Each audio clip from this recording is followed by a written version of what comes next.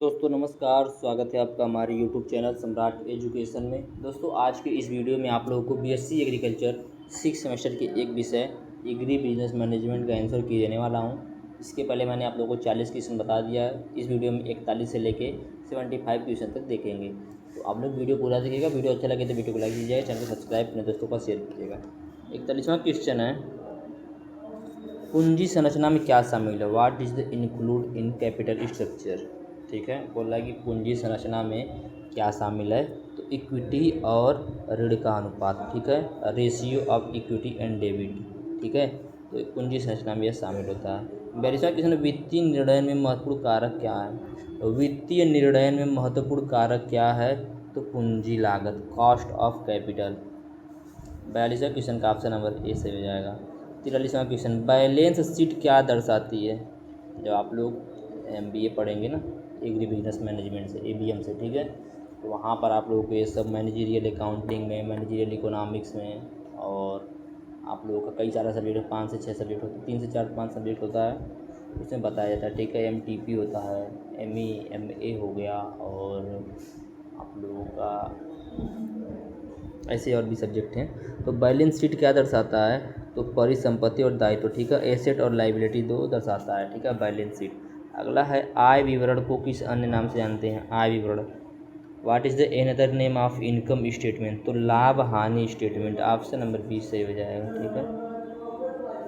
Question number 45 यार, नगद प्रवाह वितरण किस पर केंद्रित होता है? What does a cash flow statement focus on?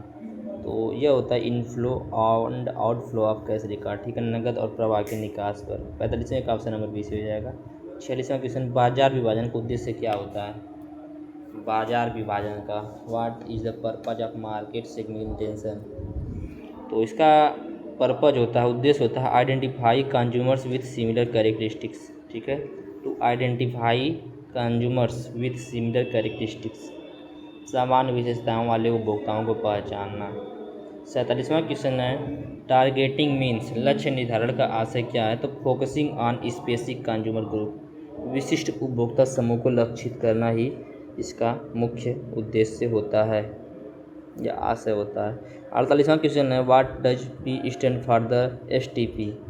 STP model में पी का मतलब क्या होता है? ठीक है, एसटीपी मॉडल में पी का मतलब होता है पोजिशनिंग, ठीक है, स्थिति का निर्धारण। ऑप्शन नंबर सी से हो जाएगा 48वां क्वेश्चन का। 49वां क्वेश्चन, स्थिति निर्धारण या पोजिशनिंग का महत्व क्या है? What is the importance in positioning? तो ग्राहक के मन में उत्पाद की छवि बनाना, ठीक है, creating a product image in consumers mind, ठीक है, आप जो भी प्रोडक्ट बेच रहे हैं उसका ग्राहक के मन में एक अच्छी छवि बनाना ही इसका मुख्य उद्देश्य होता है या महत्व होता है। 50वां question, main factor of price determination, बोल रहा है कि मूल्य निर्धारण में मुख्य कारक क्या होता है? तो जो कंज्यूमर का इनकम होता है, उपभोक्ता की जो आय होती है, वह मुख्य कारक होती है। क्वेश्चन नंबर 51, संवर्धन में क्या शामिल होता है? What is include in promotion, advertising and sales promotion? Option number D से हो जाएगा, विज्ञापन और बिक्री। क्वेश्चन नंबर 52, विपणन रणनीति का उद्देश्य क्या है? तो अट्रैक्ट करना कंज्यूमर को, ठीक है, कंज्यूमर्स को अट्रैक्ट करना।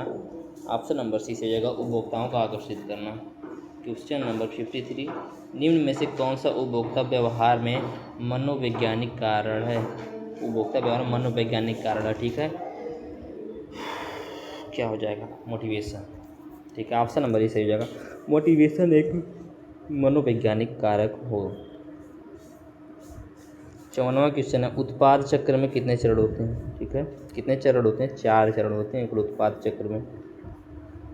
55वां क्वेश्चन, उत्पाद जीवन चक्र में तृतीय चरण कौन सा होता है? तो प्रवेश का, तृतीय चरण प्रवेश का होता है, ठीक है। 55वें क्वेश्चन का ऑप्शन नंबर सी से हो जाएगा। 56वां क्वेश्चन, किस चरण में सबसे अधिक लाभ होता है? In which stage is profit the highest? तो मैच्योरिटी स्टेज में सबसे अधिक लाभ होता है। क्वेश्चन नंबर 57, बिक्री प्रबंधन का मुख्य कार्य क्या है? What is the main function of sales management is?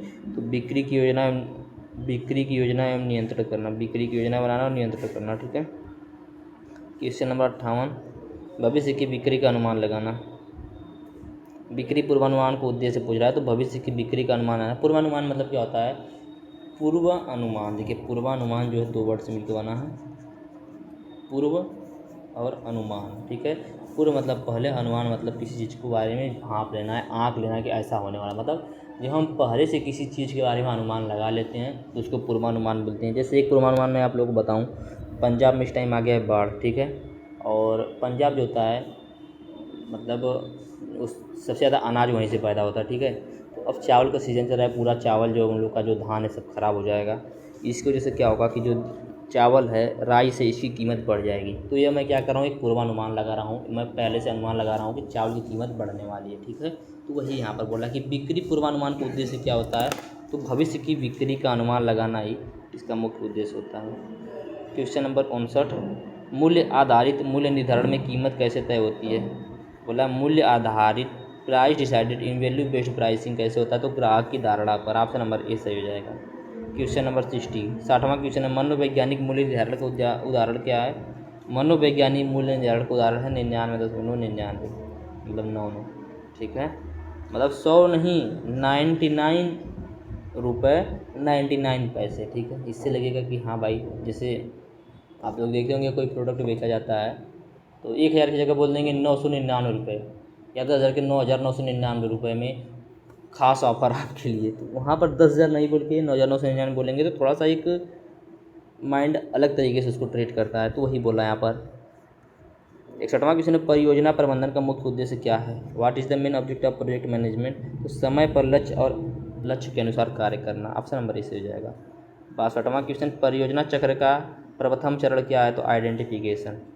Option number C से हो जाएगा। क्वेश्चन नंबर 63, परियोजना मूल्यांकन का उद्देश्य क्या है। What is the purpose of project appraisal, तो परियोजना की व्यवहार्यता का मूल्यांकन करना। ठीक है, क्या करना, इवेल्यूएट करना व्यवहार्यता को, परियोजना की जो व्यवहार्यता है उसका मूल्यांकन करना। क्वेश्चन नंबर 64, मूल्यांकन कब किया जाता है, तो परियोजना के दौरान, परियोजना के दौरान मूल्यांकन किया जाता है। ठीक है, 65वां क्वेश्चन है, परियोजना चक्र में कितने चरण होते हैं। परियोजना चक्र जो होता है, how many phases are there is a project cycle, तो 5 चरण होते हैं परियोजना चक्र में। कुल कितने चरण होते हैं, 5 चरण होते हैं। क्वेश्चन नंबर 66, वित्तीय मूल्यांकन में क्या देखा जाता है, तो लागत और लाभ की गणना, calculation of cost and return को देखा जाता है वित्तीय मूल्यांकन में। 67वां क्वेश्चन है, पे बैक अवधि क्या है, तो निवेश चुकाने का समय होता है पे बैक अवधि। ठीक है, टाइम टू रिकवर इन्वेस्टमेंट को ही पे बैक अवधि बोलते हैं। Question number 68, what is NPV, शुद्ध वर्तमान मूल्य किस लिए प्रयोग किए जाते हैं, तो determine present value of future gains, बोला भविष्य के लाभों का वर्तमान मूल्य पता करने के लिए। Question number 69, what does IRR, आंतरिक प्रतिफल दर क्या है, का अर्थ क्या है, तो वह दर जिस पर एनपीवी 0 होता है। ठीक है, question number option number C से हो जाएगा। 70वां क्वेश्चन है, जब लागत अनुपात या बीसीआर जो है, बेनिफिट कॉस्ट रेशियो, कब स्वीकार होता है। जब बीसीआर, कौन सा ऑप्शन सही हो जाएगा, हाँ, जब बीसीआर 1 से अधिक हो। ठीक है, मोर देन 1, जब बीसीआर 1 से अधिक हो तब। अगला है, वितरण का अर्थ क्या होता है, उत्पाद को उपभोक्ता तक पहुंचाना वितरण का अर्थ होता है। ठीक है, डिस्ट्रीब्यूशन का। क्वेश्चन नंबर 72, प्रत्यक्ष बिक्री का उदाहरण क्या है, मेल ऑर्डर, मेल ऑर्डर। ठीक है, is an example of direct selling. 73वां क्वेश्चन, दीर्घकालीन पूंजी का उपयोग किस में किया जाता है, मशीनरी और भवन निर्माण में, क्योंकि भाई अब एक मशीन खरीद लेंगे तो लंबे समय तक चलेगा। ठीक है, तो ऑप्शन नंबर बी यहाँ पर सही हो जाएगा।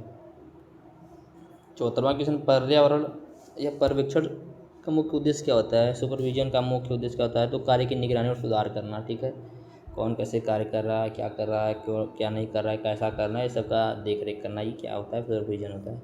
75वां क्वेश्चन, संचार में सबसे आवश्यक तत्व क्या होता है, अस्पष्टता और पारदर्शिता, क्लियरिटी एंड ट्रांसपेरेंसी, तो ऑप्शन नंबर बी से हो जाएगा। तो ये टोटल आपके 75 क्वेश्चन थे जो कि मैंने आप लोग को बताए। उम्मीद करते हैं आप लोग कम से कम 35 क्वेश्चन सही होने चाहिए। ठीक है, 35 से कम यदि हैं तो आप लोग कमेंट बताइए, और जितना भी क्वेश्चन आप लोगों को सही है कमेंट बताइएगा।